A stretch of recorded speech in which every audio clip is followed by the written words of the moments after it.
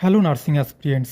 আজকের এই ভিডিওটি সকল এএনএম জিএনএম ক্যান্ডিডেটদের জন্য খুবই গুরুত্বপূর্ণ, যারা এবছর 2026 সালে এএনএম জিএনএম কোর্সে অ্যাডমিশন নিতে চলেছ। আজকের এই ভিডিওতে আমি আলোচনা করব ডোমিসিয়াল সার্টিফিকেটের প্রোফর্মা A1 A2 এবং বি তোমরা কোথা থেকে ডাউনলোড করবে। ভিডিওটি শুরু থেকে শেষ অবধি দেখো, তাহলে তোমরা বুঝতে পারবে যে তোমরা এই প্রোফর্মাগুলো কোথা থেকে ডাউনলোড করবে।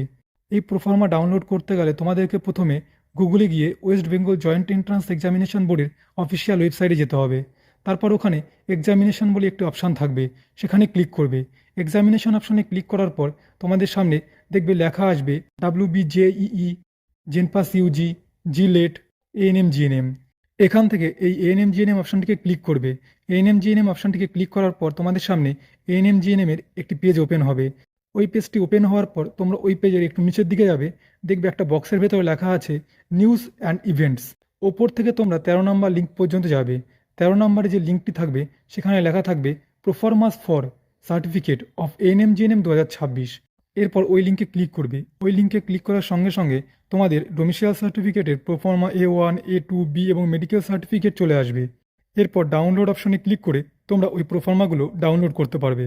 ভিডিওটি যদি তোমার কাছে ইনফরমেটিভ মনে হয় তাহলে অবশ্যই একটা লাইক করে দিও। যে সকল ক্যান্ডিডেট এই চ্যানেলটি প্রথমবার ভিজিট করছো, অবশ্যই চ্যানেলটি সাবস্ক্রাইব করে পাশে থাকা বেল আইকনটি প্রেস করে দিও। দেখা হবে পরের আরেকটি ইনফরমেটিভ ভিডিও নিয়ে। সবাই ভালো থেকো, সুস্থ থেকো। জয় হিন্দ, জয় ভারত।